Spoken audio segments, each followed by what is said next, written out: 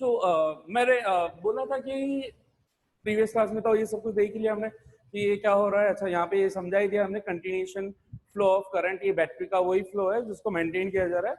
इधर से इलेक्ट्रॉन आ रहे हैं और एक पर्टिकुलर लेवल के बाद इधर से यहाँ पे जाएगा, तो इसमें से लेवल कम होगा, लेकिन इधर से कंटिन्यूएशन में नीचे इलेक्ट्रॉन भरे जा रहे हैं, लेवल मेंटेन रहेगा। ये कंटिन्यूएशन फ्लो ऑफ करंट। अब ईएमएफ, मैंने बोला था कि ईएमएफ किसको बोलते हैं वो भी हम समझ लेते हैं। ये तो पता ही है कि पोटेंशियल डिफरेंस को बोलते हैं। तो इसके अंदर दो चीजें मैंने बताई थी कि एक ईएमएफ होता है और एक टर्मिनल वोल्टेज होती है। तो जल्दी से उसको समझ लेते हैं क्या है। ठीक है, केवल 2-5 लाइन के अंदर बता देता हूँ, सिंपल सा आपको ध्यान रहेगा। आप बाजार से जो बैटरी खरीद के ला रहे हो, पेंसिल सेल खरीद के ला रहे हो, तो उस पे अभी तक आपने उसको रैपर में से निकाला नहीं है।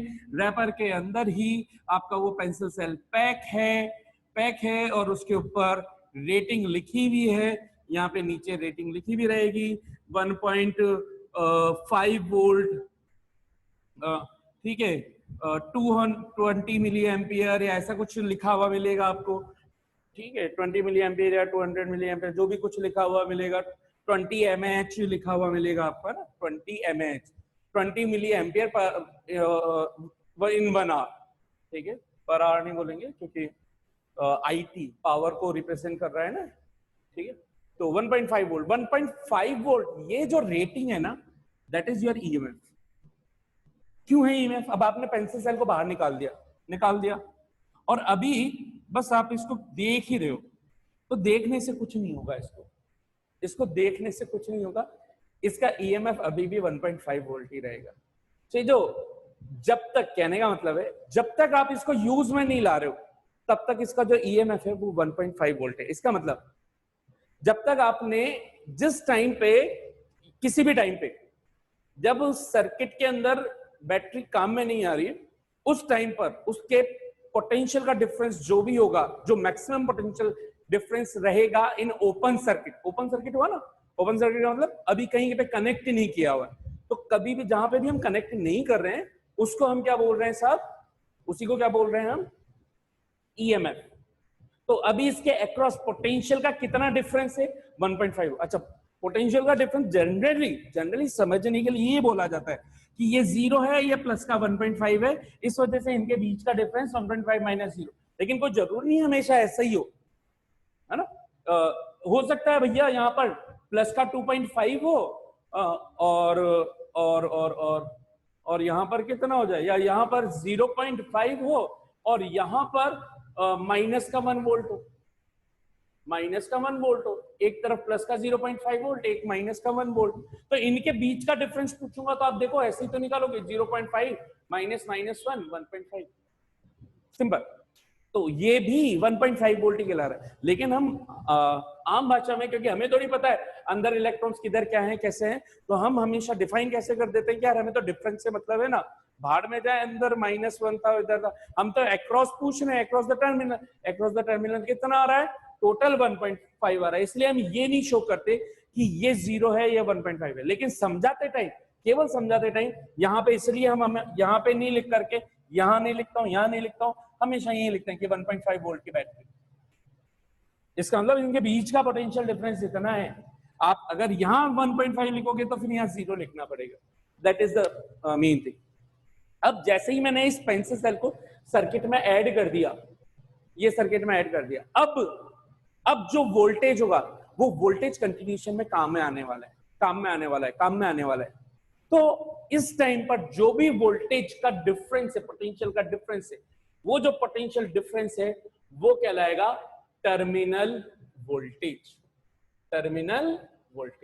यानी कि इस टर्मिनल को मैं किसी चीज के अक्रॉस लगा दूं, किसी सिस्टम के डिवाइस के अक्रॉस लगा दूं, यानी कि यूज में ले लूं। आपने पेंसिल सेल को डाल दिया, आपकी जो वॉल क्लॉक है उसके अंदर डाल दिया, इंसर्ट कर दिया, चालू हो गई। चालू होते टाइम अब जो वोल्टेज का डिफरेंस दोनों टर्मिनल्स के बीच में बना है वो है टर्मिनल वोल्टेज। और जैसे ही आपने पेंसिल सेल को वापस बाहर निकाल दिया, अब आप जो भी रीडिंग नोट करोगे, रीडिंग नोट कैसे कर सकते हैं?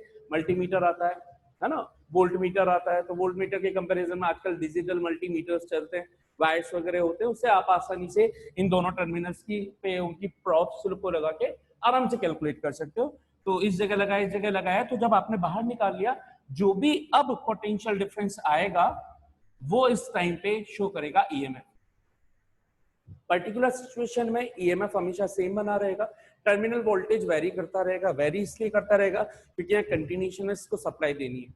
अगर हम प्रैक्टिकल सिचुएशंस की बात करें तो थोड़ी बहुत, क्योंकि हीट की फॉर्म में डिसिपेशन होता रहेगा एनर्जी का, तो इसकी टर्मिनल वोल्टेज हमेशा चेंज होती जाएगी। For the short time terminal voltage can also be taken as constant, लेकिन ईएमएफ को लॉन्ग टाइम के लिए कांस्टेंट माना जाता है। क्यों? क्योंकि उससे आप उस टाइम पे काम में नहीं ले रहे हो। तो जो काम में नहीं ले रहे हैं उस टाइम जो भी अभी इसके अक्रॉस बचा हुआ है वो मैक्सिमम ही बना रहेगा। ठीक, तो अच्छा, इसमें भी कुछ कंफ्यूजन होता है, उसको भी मैं हाथों हाथ दूर कर देता हूँ। क्या हुआ, मैंने 1.5 वोल्ट का बैटरी को अभी ये लिखा, तो ये है ईएमएफ, इसको यहाँ पे लगा दिया, 1.5 वोल्ट ही कहलाया टर्मिनल वोल्टेज। यूज में आता जा रहा है, यूज में आता जा रहा है, और अब ये रह गया 1 वोल्ट। तो जब तक अब मैं इसको यूज कर रहा हूँ, ये 1 वोल्ट, अगर 1 वोल्ट बना हुआ है अभी भी और कनेक्शन में है, तो 1 वोल्ट अब इसकी टर्मिनल वोल्टेज बोलूंगा। 1 वोल्ट पे मैंने इसको बाहर निकाल दिया, अब इसके अंदर इसकी एनर्जी 1 वोल्ट रह गई है। तो अब बाहर निकालने के बाद जो मैंने पोटेंशियल का डिफरेंस बोला है वो 1 वोल्ट इस टाइम पे ईएमएफ कहलाएगा। कहने का मतलब ये, जब भी आप बैटरी को बाहर निकाल लोगे उस टाइम पर उसके बैटरी के टर्मिनल्स पर कितना मैक्सिमम पोटेंशियल बच रहा है, आप उसको टर्मिनल वोल्टेज बोलोगे, सॉरी ईएमएफ बोलोगे। और जिस टाइम आपने बैटरी को इंसर्ट कर रखा है कनेक्शन के अंदर, यानी कि आप उससे सप्लाई ले रहे हो, उस टाइम पे जो भी पोटेंशियल का डिफरेंस चल रहा है, चाहे वो वेरी कर रहा है, नहीं कर रहा है, जो भी चल रहा है, वो है टर्मिनल वोल्टेज। टर्मिनल्स के अक्रॉस वोल्टेज का डिफरेंस टर्मिनल वोल्टेज।